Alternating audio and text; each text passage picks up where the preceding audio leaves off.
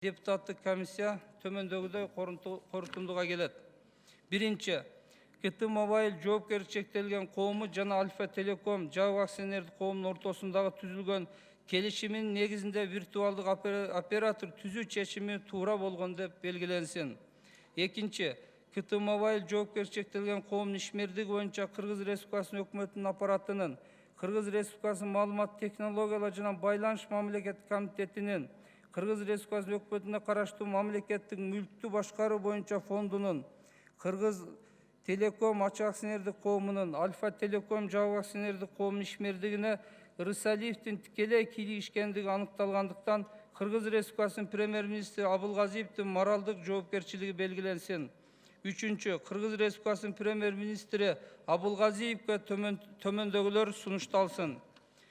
Аткаруу бийлигинин бардык органдары тарабынан конституциянын жана мыйзамдарын толук өз убагында так жана бирдей аткарылышын камсыз кылуу боюнча тиешелүү чараларды көрүү. Кыргыз Республикасынын өкмөтүнө караштуу мамлекеттик мүлктү башкаруу боюнча фонддун төрагасы Төлөбердиевдин жоопкерчилигин кароо. Кыргыз Республикасынын маалымат технологиялар жана байланыш мамлекеттик комитетинин алдындагы мамлекеттик байланыш агенттигинин директору Усмановдун жоопкерчилигин кароо.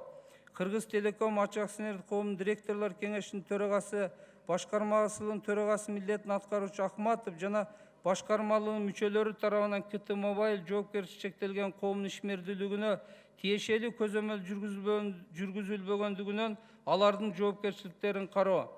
Төртүнчү, Кыргыз Республикасынын башкы прокуратурасына төмөндөгүлөр сунушталсын. Кыргыз Республикасынын эсептөө палатасынын аудиторлорунун КТ Мобайл жоопкерчиликке чектелген коомдун каржы чарбалык ишин талдоо боюнча маалым катында көрсөтүлгөн мыйзам бузуучулуктарга укуктук баа берүү.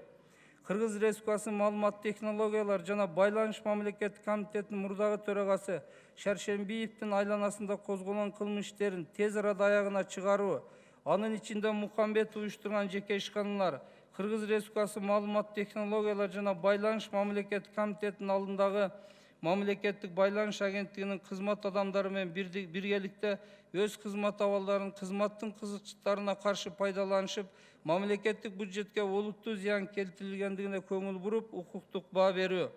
Ачык өкмөт эл аралык уюмдун катчылыгынын мурунку жетекчиси Рысалиев, Кыргыз Республикасынын өкмөтүнүн аппаратынын, Кыргыз Республикасынын маалымат технологиялар жана байланыш мамлекеттик комитетинин, Кыргыз Республикасынын өкмөтүнө караштуу мамлекеттик мүлктү башкаруу боюнча фондунун, Кыргыз Телеком ачык акционерлик коомунун, Альфа Телеком жабык акционерлик коомунун, КТ Мобайл жоопкерчиликке коомдун ишмердигине тикелей аралашкан.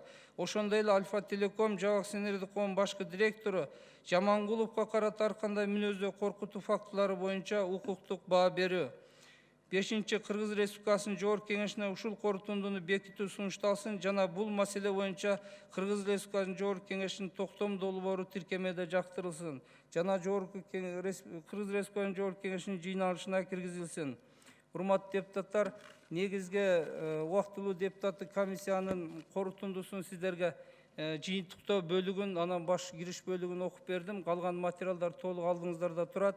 Эгер бул маселе боюнча суроолор болсо, депутаттык комиссиянын төрагасы катары мен жана мүчөлөр отурат, жооп берүүгө даярбыз.